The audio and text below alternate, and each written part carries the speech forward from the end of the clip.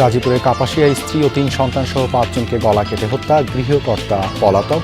পুলিশের ধারণা পারিবারিক কলহের জেরেই এই কাণ্ড। ব্রাহ্মণবাড়িয়ার কসবা সীমান্তে বাংলাদেশি 2 যুবককে গুলি করে মারল বিএসএফ। মরদেহ নিয়ে গেছে ভারতীয় সীমান্তরক্ষী বাহিনী। যোগাযোগের চেষ্টা করছে বিজিবি। হাম ও উপসর্গে বাড়ছে মৃত্যুর সংখ্যা। বরিশাল, সিলেটে আরও 4 শিশুর প্রাণহানি। বেশিরভাগ হাসপাতালেই রোগীদের উপচে পড়া ভিড়।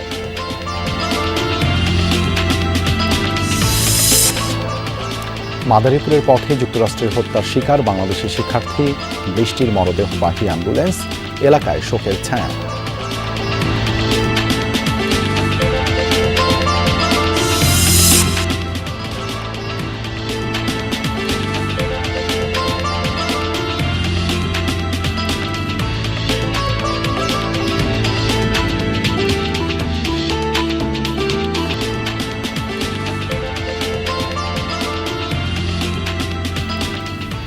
আমন্ত্রণ সংবাদ সারা দেশে আপনাদের সঙ্গে আছি দেবাশিস রঞ্জন সরকার। এতক্ষণ শিরোনাম দেখছিলেন, এবারে বিস্তারিত।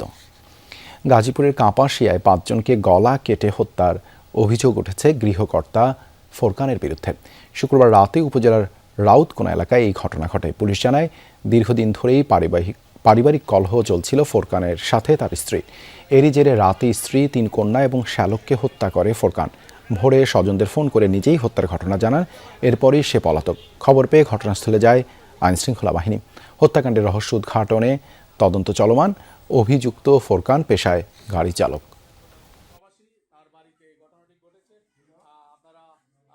লাশ সামনে পড়ে রয়েছে, তা আমি আর কারোর কাছে না, আমার মামার কাছে গেছি।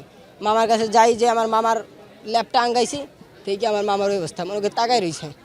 4-5টা গোপ লাগছে, ছুটাছুটি করছে, হাতেও গোপ লাগছে। এই বাড়ির যিনি গৃহকর্তা তার নাম হচ্ছে ফোরকান। তিনি পেশায় একজন গাড়ি চালক। তার বাড়ি গোপালগঞ্জ জেলায়।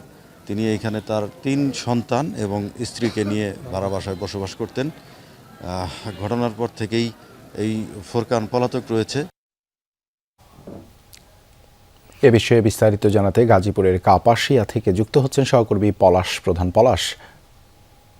আমাদের সহকর্মী রিয়াজ রাহান যুক্ত রয়েছেন।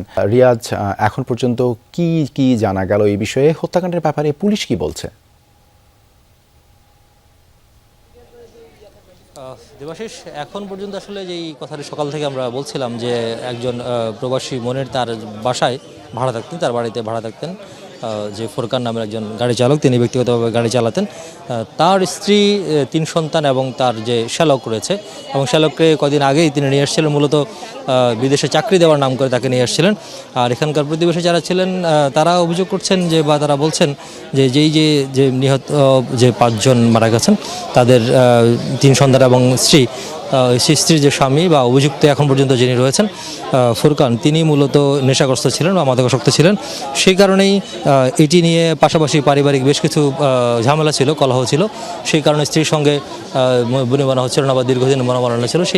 সেই প্রেক্ষিতেই গতকাল রাতের যে কোনো একটি সময় এই ঘটনা ঘটে থাকতে পারে এবং 3 জন শিশু, তার 3 সন্তান, তার শ্যালক এবং তার স্ত্রীকে হত্যা করা হয়েছে। বা আরও মর্মান্তিক বিষয় হচ্ছে যে 4 জনকে হত্যা করার পরে স্ত্রীকে ধারণা করা হচ্ছে সর্বশেষ হত্যা করা হয়েছে এবং তাকে তার যে জানালা রয়েছে দেয়ালের সাথে ঝুলিয়ে রাখা হয়েছে বা বেঁধে রাখা হয়েছে এবং মুখটি স্কচটেপ দিয়ে পেঁচিয়ে রাখা হয়েছে।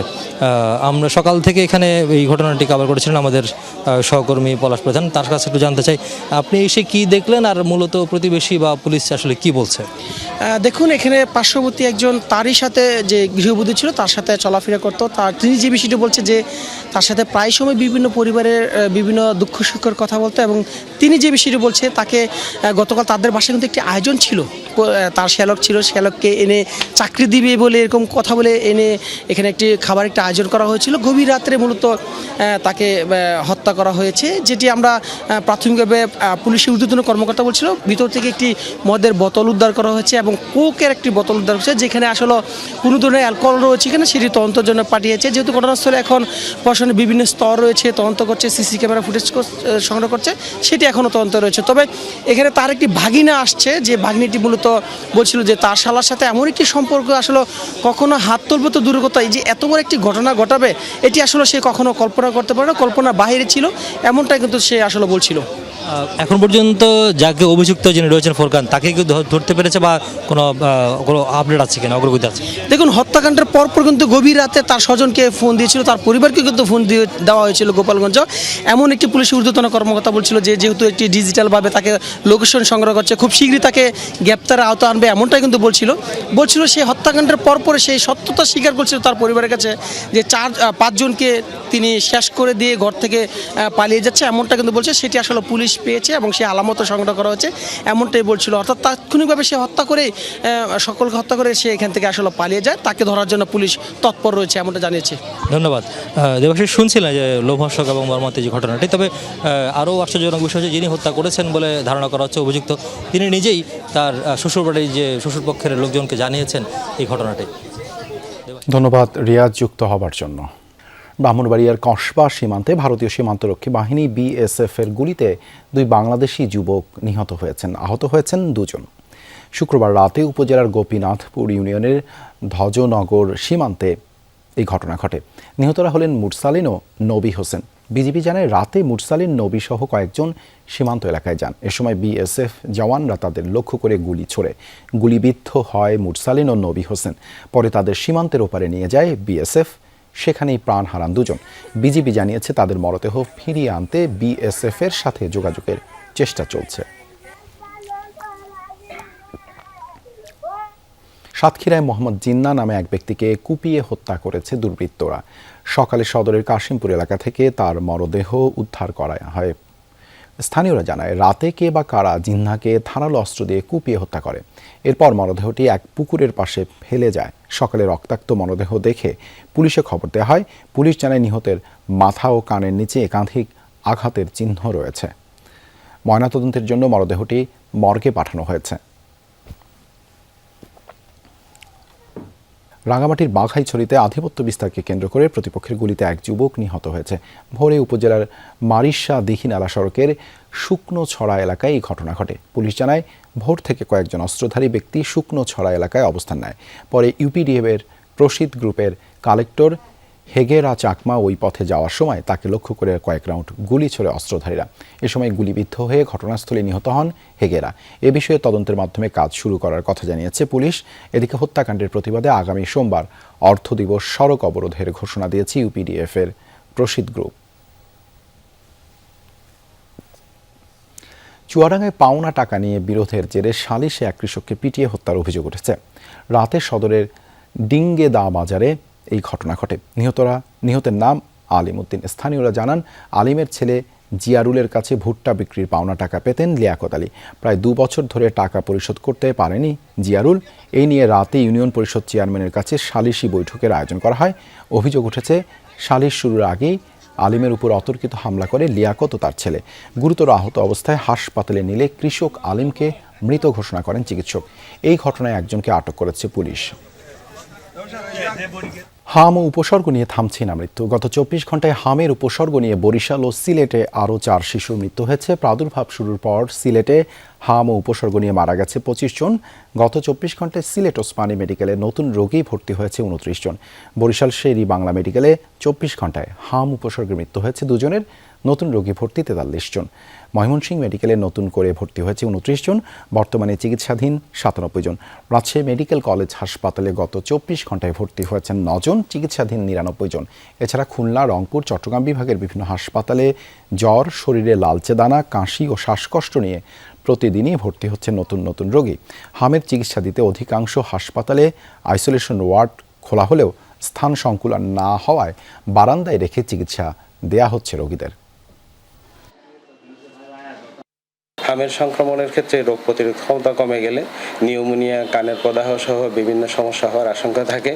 তাই রোগ প্রতিরোধ ক্ষমতা বাড়ানোর লক্ষ্যে ভিটামিন সমৃদ্ধ খাওয়া একই সাথে সকল শিশুকে আমরা রুটিন ইপের মাধ্যমে 9 মাস পূর্ণ হলে প্রথম ডোজ হামের টিকা, 15 মাস পূর্ণ হলে দ্বিতীয় ডোজ হামের টিকা প্রদান করে থাকি। হাম পরিস্থিতির আরও খবর জানাতে সিলেট থেকে যুক্ত হচ্ছেন নাবিল হোসেন। নাবিল, গত 24 ঘন্টায় নতুন কতজন রোগী ভর্তি হলো, বিস্তারিত জানাবেন। দেবাশিস, সিলেটে হামের পরিস্থিতি এখন শুধুমাত্রই উদ্বেগজনক চিত্র আমাদের চোখের সামনে আসছে। আমরা এই মুহূর্তে আসছি শহীদ শামসুদ্দিন আহমদ হাসপাতালের 4 নম্বর ওয়ার্ডে, এবং এই ওয়ার্ডে এসে আমরা যেটি দেখছি যে হামের রুগীর যে ভর্তি রুগীর যে সংখ্যা এত বৃদ্ধি পেয়েছে যে এখন একটি বেডে 2 থেকে 3 রুগীকে চিকিৎসা দিতে হচ্ছে। সেটি নিশ্চয়ই আমাদের যে ক্যামেরা, সেই ক্যামেরায় আপনারা দেখতে পাচ্ছেন। শুধুমাত্র এই একটি বেডে যে 2 বা একাধিক রুগী চিকিৎসা দিন তা নয়, এই হাসপাতালের বিভিন্ন ওয়ার্ডের মেঝেতে পর্যন্ত রুগীদের চিকিৎসা দেওয়া হচ্ছে। হাসপাতালের যারা কর্তৃপক্ষ আছেন তারা আমাদেরকে জানিয়েছেন আজ সকাল পর্যন্ত এই হাসপাতালের যে মূল যে শয্যা সংখ্যা তার চেয়ে রুগীর যে সংখ্যা সেটি বেশ খানিকটা বেশি। শুধুমাত্র এই হাসপাতালই নয়, প্রাথমিকভাবে সিলেটে শুধু শহীদ শামসুদ্দিন হাসপাতালেই হাম বা হামের উপসর্গ নিয়ে যারা আছেন তাদের চিকিৎসা দেওয়া হতো। এখন কিন্তু নগরীর প্রাইভেট হাসপাতাল এবং তার সাথে সাথে Sylhet MAG Osmani medical college হাসপাতালেরও একটি ওয়ার্ড আসলে হামের জন্য সেখানে ডেডিকেটেড করে রাখা হয়েছে। নিশ্চয়ই বুঝতে পারছেন রুগীর চাপ আসলে দিনে দিনে কত বাড়ছে, এবং শুধু রুগীর চাপই বাড়ছে তা নয়, প্রতিদিনই কিন্তু হামে বা হামের উপসর্গ নিয়ে সিলেটে মৃত্যুর সংবাদ আমরা শুনতে পাচ্ছি। এখন পর্যন্ত হামে বা হামের উপসর্গ নিয়ে মারা গেছেন সিলেটে 25 জন, গত 24 ঘন্টায় মারা গেছে 2 জন। এই যে আসলে মৃত্যুর হারটাও আসলে বাড়ছে, তার কারণ হিসেবে চিকিৎসকরা মনে করছেন যে যেহেতু গত 2 বছর হামের টিকার একটি অব্যবস্থাপনা ছিল, তার কারণে কমিউনিটি লেভেলে যে শিশুদের ইমিউনিটি আসলে ক্ষতিগ্রস্ত হয়েছে সেটি একটি কারণ। পাশাপাশি যারা অভিভাবকরা আছেন তারা শিশুদের যে জ্বর বা অন্যান্য যে উপসর্গ সেগুলো হওয়ার পর বাসায় কিছুদিন থাকছেন, ফলে শিশুর শারীরিক অবস্থা যখন সংকটাপন্ন হচ্ছে তখন হাসপাতালে বা চিকিৎসকের শরণাপন্ন হচ্ছেন। এতে করে চিকিৎসকের হাতে আসলে সময়টা অনেক কমে যাচ্ছে, ফলে চিকিৎসকদের পরামর্শ যে এই জ্বর, কাশি বা এরকম উপসর্গ থাকলে দ্রুতই যাতে হাসপাতালে শরণাপন্ন তারা হন সেই আসলে পরামর্শ তারা দিচ্ছেন। এর পাশাপাশি সবচেয়ে গুরুত্বপূর্ণ যে বিষয় যে টিকা যে দান কর্মসূচি চলছে, সেই টিকাদান কর্মসূচি যাতে আরও বেশি আসলে বাচ্চাদেরকে সম্পৃক্ত করা যায়, বাচ্চাদের দ্রুত সময়ের মধ্যে আরও বেশি বাচ্চাদের যাতে এই টিকার কর্মসূচির আওতায় নিয়ে আসা যায় সেই কথাগুলোই চিকিৎসকরা বলছেন। দেবাশিস, ধন্যবাদ নাবিল যুক্ত হবার জন্য। দেশে পৌঁছেছে যুক্তরাষ্ট্রে নির্মম হত্যাকাণ্ডের শিকার বাংলাদেশের শিক্ষার্থী নাহিদা সুলতানা বৃষ্টির মরদেহ। পরিবারের কাছে হস্তান্তরের পর মাদারীপুর নেওয়া হচ্ছে মরদেহ। সকাল 9টা 10 বৃষ্টির মরদেহবাহী বিমান হজরত শাহজালাল আন্তর্জাতিক বিমানবন্দরে পৌঁছায়। এ সময় উপস্থিত ছিলেন নিহতের স্বজনরা। মরদেহ হস্তান্তর প্রক্রিয়ায় অংশ নেন পররাষ্ট্র সচিবও। পরিবার ন্যায় বিচার পাবে এমন আশ্বাস দেন তিনি। জানান বৃষ্টি লিমন হত্যাকাণ্ডের সুষ্ঠু তদন্ত এবং বিচার পাবার ক্ষেত্রে সহযোগিতা করবে মার্কিন সরকার। মরদেহ গ্রহণের পর বৃষ্টির বাবা ঘাতকের সর্বোচ্চ শাস্তি দাবি করেন। বিমানবন্দর থেকে বৃষ্টির মরদেহ সরাসরি নেওয়া হচ্ছে তার নিজ বাড়ি মাদারীপুরের গোবিন্দপুরে। সেখানেই বাদ আসর তার নামাজের জানাজা শেষে পারিবারিক কবরস্থানে দাফন করা হবে। 17 তারিখে ও ল্যান্ড করবে, এইভাবে আমরা প্রস্তুতি নিয়েছিলাম যে ও রাত 2:30টার সময় এখানে ল্যান্ড করবে, আমরা ওইভাবে নিতে আসবো। কিন্তু তার আগে ওকে নিতে আসলাম, তবে জীবিত না মৃত। সবার কাছে দোয়া চাই ঘাতকের জন্য সর্বোচ্চ শাস্তি হয়। বৃষ্টির হত্যাকাণ্ডের সাথে অভিযুক্ত যারা, তাদের তদন্ত যাতে সুষ্ঠুভাবে হয় এবং পরবর্তীতে যাতে তাদের বিচার যথাযথভাবে হয় সেজন্য কাজ করে যাচ্ছে আমরা মার্কিন কর্তৃপক্ষের সাথে। এ বিষয়ে আরও জানাতে মাদারীপুর থেকে যুক্ত হচ্ছেন SM শাকিল। শাকিল, বৃষ্টির জানাজা ও দাফনের প্রস্তুতি সম্পর্কে বিস্তারিত জানাবেন।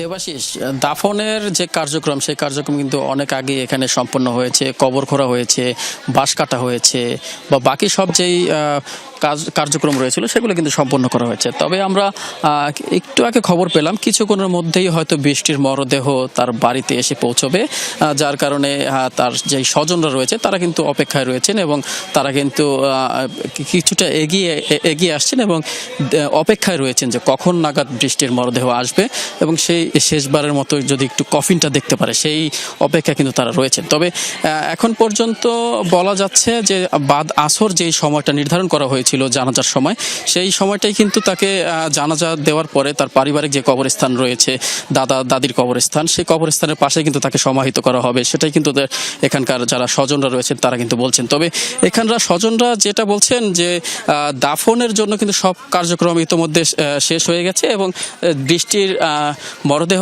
আসার পরে কিন্তু বাকি কার্যক্রম শেষ করে তার পারিবারিক যে কবরস্থান রয়েছে সেখানে দাফন করা হবে। দেবাশিস, ধন্যবাদ শাকিল যুক্ত হবার জন্য।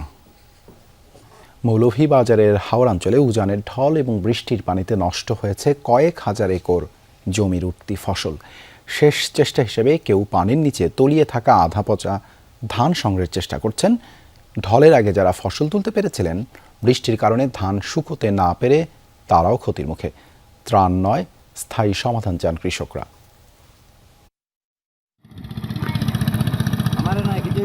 মৌলভীবাজার সদর উপজেলার কাওয়াদিঘি হাওরে এখন ফসলহারা কৃষকের দীর্ঘশ্বাস।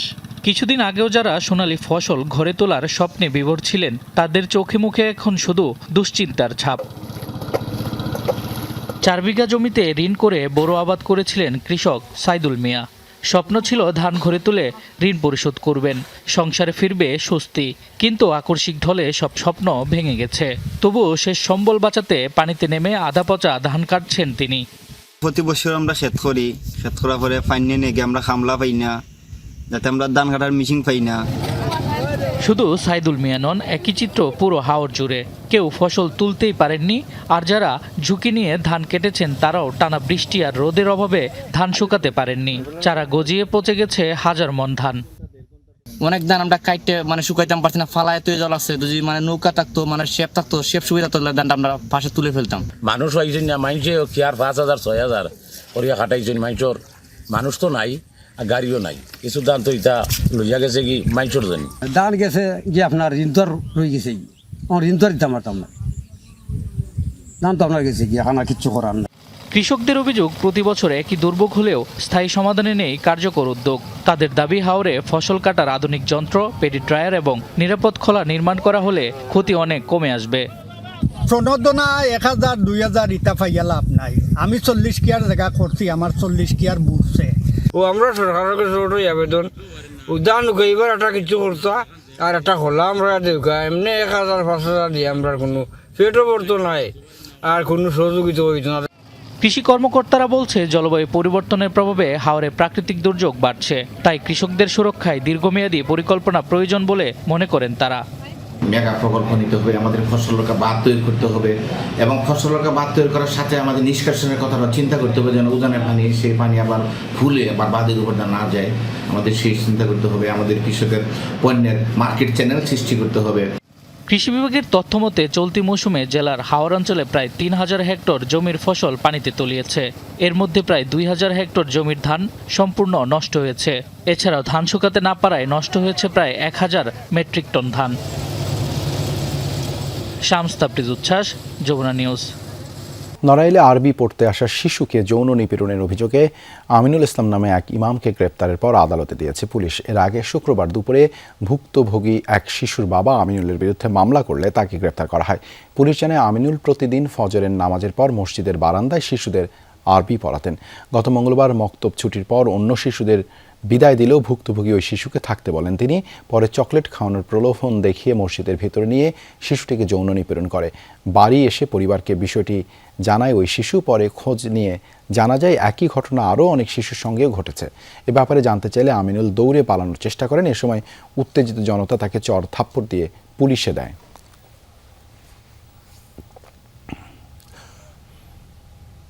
এই ছিল সংবাদ সারা দেশে এখনকার আয়োজনে। এতক্ষণ সাথে থাকার জন্য ধন্যবাদ।